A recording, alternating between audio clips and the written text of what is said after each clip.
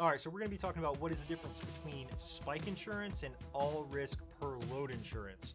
And this is very, very important because making sure that you have the right insurance policy for your customer's freight is just as important as making sure that you have chains or straps to hold it down. It's all about protecting the customer's freight.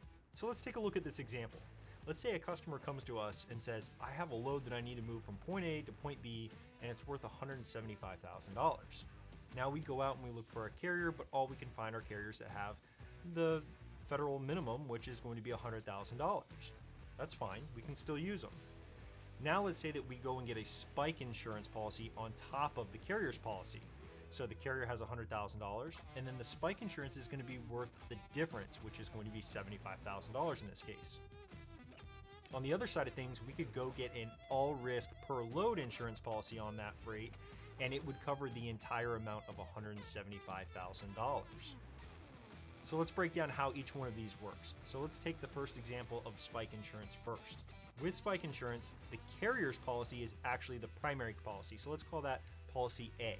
So the carrier's cargo insurance is going to be policy A, and then the spike insurance is going to be policy B. Now here's the thing about it. You can't actually file anything on the spike insurance until policy A, being the carrier's cargo insurance, finalizes their claim. So until the carrier's insurance policy, being A, or their cargo insurance, actually pays out or finalizes the claim, they could deny it. But until they either approve it or deny it, you can't actually do anything with your secondary policy, being B, the spike insurance.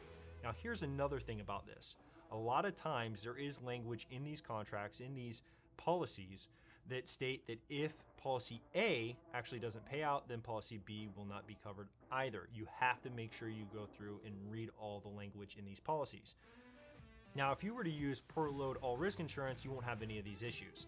Because it is its primary policy by itself, there is no secondary policy, again, you can go and immediately claim those goods on that policy. So there's no time waiting, you can immediately claim it, and since it is the main policy, there's not going to be any stipulations in the contract that say that policy A has to approve the claim. So there's two big reasons to be using all risk per load insurance. Number one is time. Customers want to get these claims done and over with extremely quickly. There's no reason for them to be lingering on. They want to make sure they get paid for their goods so that they can make more to send back over to that customer who's now short those goods if it was a total loss. And so it's really important that we expedite these claims as fast as we possibly can for customers when it comes to anything that is over the carrier's threshold. So when it comes to spike insurance versus per load, spike insurance could take easily 2 to 3 times longer. And the second reason is just more risk management. Whenever you book carriers, you don't get to see the whole docket of whatever was agreed upon and what exclusions they may have by how it was loaded or moisture or some of these things. We always ask, of course, for each load. But as far as the fine print goes, sometimes things can be overlooked. With this, it's much harder to overlook things. We can tell the insurance company when booking this all risk insurance exactly how it's going to be loaded, what the product is, and in that way you're just sure to be covered no matter what. Even for things like theft, where a lot of the time that's an exclusion in policy A or the cargo insurance. They'll have different exclusions for theft or how it's loaded. Theft being a big one too, especially if they drop their trailer at a truck stop or even at their home or at their base, whatever. Then as soon as it's unhooked, a lot of insurance companies won't actually cover goods that aren't hooked up to the trailer or unintended. So that is the very short and precise difference between these two types of coverage. All risk coverage is definitely better in just about every way, in my opinion. Also, one thing that you have to realize is you will need all risk insurance, even if you can find a carrier that has over $150,000 in cargo insurance.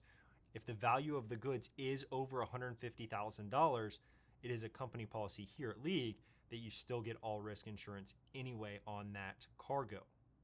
So for example, even if you found a carrier that had $175,000 and the load was worth $175,000, we would still require, because it's over $150,000, we would require the all risk per load insurance.